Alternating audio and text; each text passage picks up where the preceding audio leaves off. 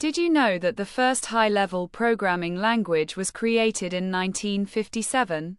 It was called Fortran, short for Formula Translation, designed for scientific and engineering calculations.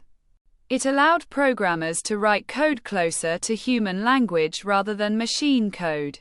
Fortran revolutionized computing by making it easier to express complex mathematical formulas. It also introduced concepts like loops and conditional statements, which are still widely used today.